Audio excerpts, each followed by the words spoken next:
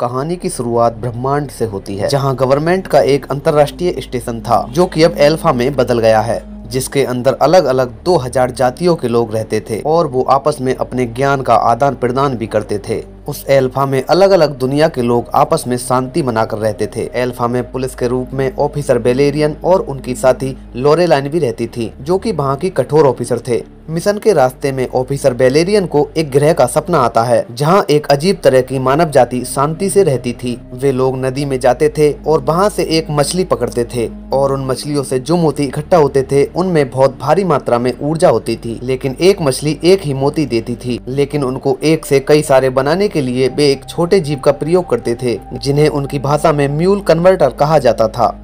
तभी अचानक उनके आसमान में घने बादल छाने लगते हैं।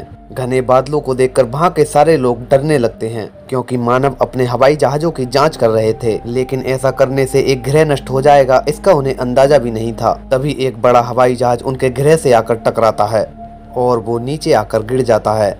तभी उनके ग्रह पर विनाश आरंभ हो जाता है, पिरले आने लगती है। जब ऐसा हो रहा था तब उनकी राजकुमारी उनसे अलग हो जाती है और वे सभी लोग बचने के लिए जहाज के अंदर चले जाते हैं, लेकिन उनकी राजकुमारी अभी भी जहाज के बाहर थी। वे उसे नहीं बचा सकते थे क्योंकि ऐसा करने से वे सभी मारे जाते।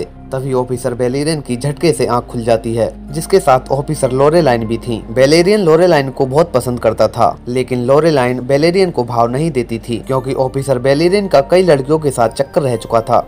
बेलेरियन लोरेलाइन से शादी के लिए भी कहता है, लेकिन लोरेलाइन साफ मना कर देती है। तभी दोनों अपना मिशन जानने के लिए अपने यान में आ जाते हैं और उन्हें पता चलता है कि उनका मिशन म्यूल कन्वर्टर को वापस लाना है, जो किसी भी चीज को खाता है तो उसकी कई सारी कॉपियां निकाल देता है, यहाँ तक कि वो किसी मुद्रा की भी कॉपी कर सकता है, जो कि पूरे ब्रह्मांड में आखिरी बचा है और वो एक काले बाजार के डीलर के पास है। वे दोनों उसे लेने के लिए निकल जाते हैं और वे एक ग्रह पर जाकर रुकते हैं, जहां कुछ लोग कन्वर्टर को वापस लाने में उनकी मदद करने वाले थे। वे अपनी गाड़ियों द्वारा उन दोनों को उस बाजार तक ले जाते हैं। बेलेरियन बाजार के अंदर चला जाता है, जो कि एक ऐसा बाजार था जिसे नॉर्मल आंखों से नहीं देखा जा सकता था। उसको सिर्फ एक खास डिवाइस की मदद से देखा जा सकता था। बाजार के बाहरी तरफ ऑफिसर लोरेलाइन खड़ी थी, जिन्होंने वहाँ के एक सिक्योरिटी गार्ड को हैक कर लिया था, जिसकी मदद से जो चाहे वो करवा सकते थे।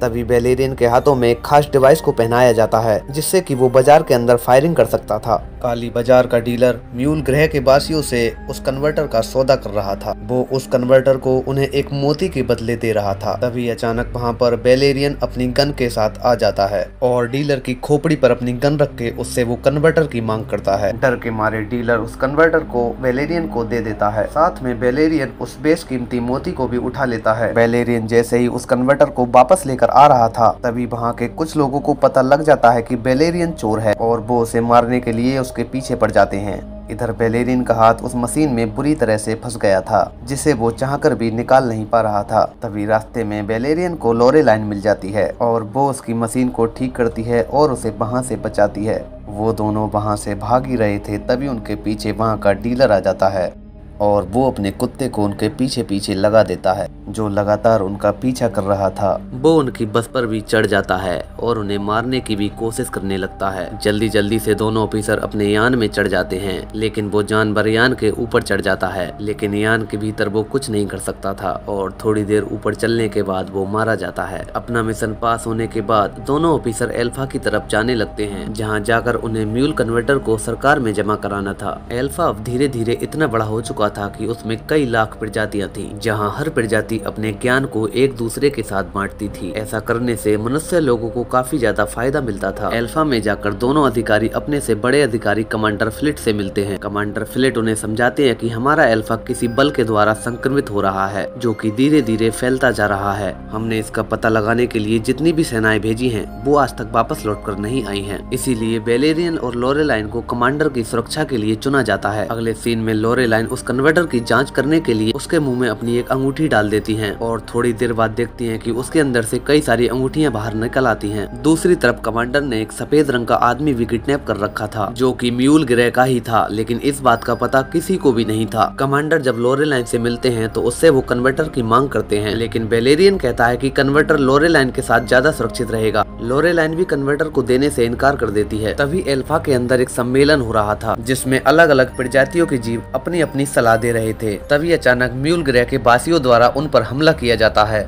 जहां वे अपनी गन के द्वारा सभी अधिकारियों को बेहोश कर देते हैं और एक मोटे जाले के अंदर कैद कर देते हैं। सभी को कैद कर देने के बाद वे कमांडर का अपहरण करके ले जाते हैं। वैलेरियन ने लड़ाई के समय एक डिवाइस का यूज किया था, जिसकी मदद से वो अपने आप को उस जाले से बाहर निकालता है और एक एक करके सभी को छुड़ा लेता है। तभी सभी लोग पता लगाने लगते हैं कि आखिर वे कमांडर को कहां ले जा रहे हैं। वैलेरियन अपनी डिवाइस के द्वारा कमांडर का पीछा करने लगता है, लेकिन इससे पहले वो उन्हें पकड़ पाता, वे कमांडर को अपने यान में रख के फरार हो जाते हैं।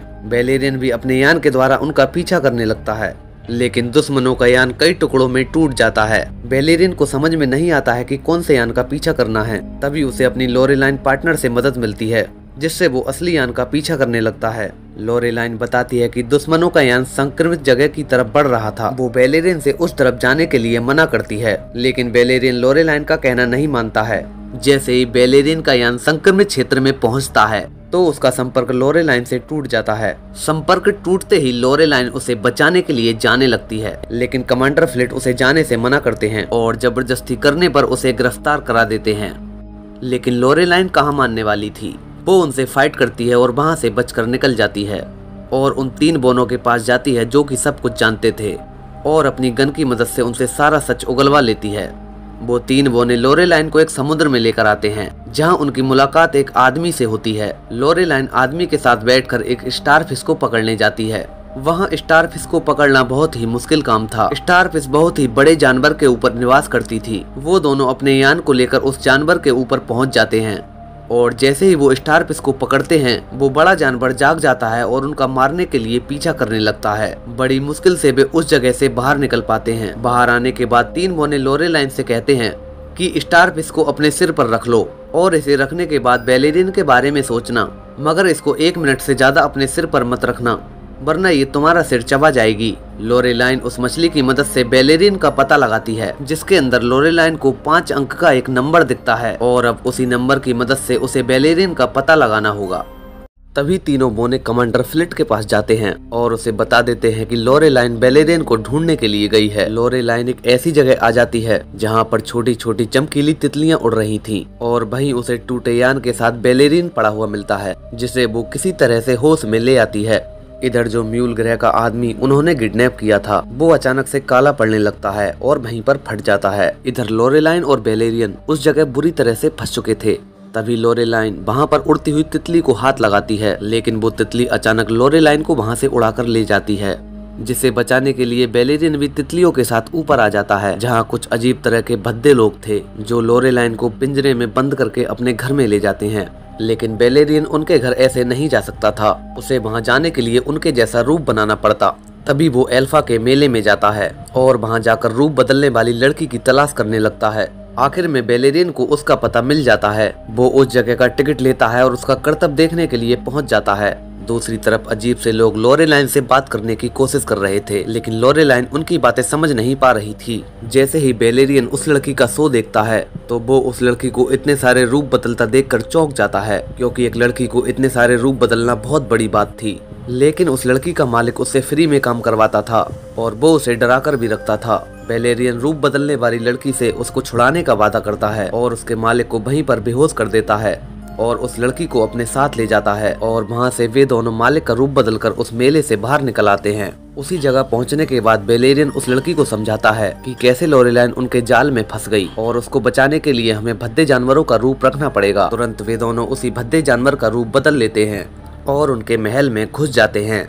उन्हें अपने आप को इस तरह से चलाना था ताकि कोई पहचान ना पाए। वहाँ पर सभी लोग फलों की टोकरियाँ अपने सिर पर रख रहे थे और वे दोनों भी उस टोकरी को अपने सिर पर रख लेते हैं। अंदर जाने के बाद वहाँ पर एक राजा बैठा हुआ था, जिसे बारी बारी से सब अपनी प्लेट का खाना टेस्ट करा रहे थे, लेकिन राजा को किसी का खाना पसंद नहीं आ रहा था। तभी वहाँ पर लोरेलाइन प्लेट में खाना लेकर आती है, लेकिन वहाँ का राजा लोरेलाइन के सर को अपना खाना समझने लगता है। वो उसे खाने ही वाला था, तभी वैलेरियन उसे रोक देता है और वहाँ सभी के बीच जमकर लड़ाई होने लगती है। तीनों मिलकर उन भद्दे लोगों से लड़ने लगते हैं, लेकिन उन लोगों की संख्या ज्यादा थी, इसलिए वो उन्हें नहीं रोक पा रहे थे। इसीलिए वो नीचे का जाल हटाकर वहां से भाग जाते हैं, जहां पर वो मोटे लोग नहीं घुस सकते थे। वे तीनों जहाँ पर कूड़ा आता था वहाँ पर बाहर निकलते हैं। जहाँ बेलेरियन रूप बदलने वाली लड़की को घायल देखता है, वो लड़की उन दोनों को हमेशा साथ रहने के लिए कहती है और बेलेरियन के हाथों में ही अपना दम तोड़ देती है। बेलेरियन और लोरेलाइन दोनों संक्रमित क्षेत्र की ओर आगे बढ़ते हैं, लेकिन वो समझ रहे थे कि वहाँ पर जहरीली गैस होगी, लेकिन वहाँ पर ऐसा कुछ भी नहीं था। वे आगे जाकर ढाले हुए एक बड़े से हॉल की तरफ पहुंचते हैं और जैसे ही वे वहां पर अंदर प्रवेश करते हैं तो उन्हें वहां पर बहुत सारे म्यूल ग्रह के निवासी मिलते हैं और वो ये भी देखते हैं कि कमांडर फ्लिट भी उनकी कैद में थे। बेलेरियन की मुलाकात वहां के नेता से होती है। नेता बेलेरियन को बताते हैं कि वे लोग बहुत शांतिपूर्ण थे और वे अपने प्लेनेट म्यूल पर रहते थे, लेकिन जब इंसानों का युद्ध शुरू हुआ था तो उनके ग्रह पर बहुत बड़ी प्रलय आ गई थी, जहाँ कमांडर फ्लिट ने अपनी मिसाइलों की जांच करने के लिए आदेश दिया था, जबकि उन्हें पता था कि उस ग्रह पर एक जाति बसी हुई है। ये जानते हुए भी उन्होंने उस ग्रह पर मिसाइल जांच करने का आदेश दिया था और हमारा ग्रह नष्ट हो गया, जैसा कि बेलेरियन अपने सपने में देख चुका था। जो जहाज उनके ग्रह पर गिरी थी, बचे हुए लोगों ने उसी जहाज में शरण ली थी और उसी को अपना घर बनाया था और अंत में सभी लोग एल्फा में आ गए, जहाँ उन्होंने अपने ज्ञान को आदान प्रदान किया था और उसी की मदद से आज वे जिस जहाज में खड़े हैं वो एक मोती की ऊर्जा द्वारा उनके ग्रह जैसा बन जाएगा। और उन्होंने कमांडर को मोती और कन्वर्टर पाने के लिए किडनैप किया था। तभी वे लोग कमांडर फ्लिट के सिर पर हाथ रखते हैं, जिससे कमांडर फ्लिट होश में आ जाता है। बेलेरियन कमांडर फ्लिट से पूछते हैं कि तुमने उनके ग्रह को क्यों नष्ट किया था, लेकिन यहाँ कमांडर फ्लिट झूठ बोलते हैं और मना कर देते हैं कि उसने ऐसा नहीं किया, लेकिन अंत में वो स्वीकार कर लेते हैं कि उन्हीं ने ऐसा किया था और दावा करते हैं कि युद्ध रोकने के लिए प्रायद्वीप पर हमला करना आवश्यक था और एल्फा से मानव जाति को निकालने से रोकने के लिए भी आवश्यक था। तभी बेलेरियन कमांडर को साइड में ले जाता है और 2 घूंसे मारकर उनको बेहोश कर देता है। ऐसा करने से म्यूल ग्रह के वासियों का उस पर भरोसा हो जाता है। वो ऊर्जा मोती बेलेरियन के पास था, जो कि उसने काली बाजार के डीलर से लिया था, और वो कन्वर्टर लोरेलाइन के पास था, लेकिन लोरेलाइन कन्वर्टर को देने से मना करती है और उसे सरकार में जमा करने के लिए कहती है। तभी बेलेरियन लोरेलाइन को समझाता है कि सरकार से ज्यादा जरूरत कन्वर्टर की इन लोगों को है और अंत में लोरेलाइन उस कन्वर्टर को उन्हें वापस कर देती है। कन्वर्टर मिलने के बाद वे एक मोती से कई सारे मोती बनाते हैं, जिससे कि काफी ज्यादा ऊर्जा इकट्ठी की जा सके। ऊर्जा इकट्ठी होते ही सारे हॉल में ऊर्जा दौड़ने लगती है और देखते ही देखते पहले जैसा ग्रह बनकर तैयार हो जाता है, जिसके लिए वे लोग उन दोनों को धन्यवाद देते हैं। फिर बेलेरियन और लोरेलाइन अंतरिक्ष में जाने के लिए यान में बैठ जाते हैं और जो कमांडर आदत का अच्छा था वो कुछ सैनिकों को बेलेरियन और लोरेलाइन को बचाने के लिए भेज देता है। इधर वे दोनों कमांडर फ्लिट को अपने यान में लेकर आते हैं और उससे पूरी सरकार के सामने सच उगलवाते हैं, लेकिन कमांडर फ्लिट अपने प्रोग्राम किए गए रोबोट को आदेश दे देता है, जिससे सभी रोबोट उन म्यूल वासियों पर गोलियां चलाने लगते हैं और साथ ही उन लोगों पर गोलियां चलाते हैं जो कि बेलेरियन को बचाने के लिए आए थे। तभी बेलेरियन वहां पर आ जाता है और पूरे स्टाफ के साथ उन रोबोटों को हराने का प्रयास करने लगता है। कुछ देर लड़ाई चलने के बाद वे रोबोट उनसे हार जाते हैं। उनके यान को एल्फा से निकालकर एक बार फिर एल्फा को बचाया जाता है, जबकि कमांडर फ्लिट को गिरफ्तार कर लिया जाता है। और फिल्म के आखिरी सीन में बेलेरियन लोरेलाइन को फिर से एक प्यार का इजहार करता है, जिसमें लोरेलाइन उसे शादी के लिए हाँ कर देती है और यहीं पर इस कहानी का अंत हो जाता है। दोस्तों, अगर वीडियो आपको अच्छी लगी हो तो वीडियो को लाइक कर देना और चैनल को सब्सक्राइब करके जाना।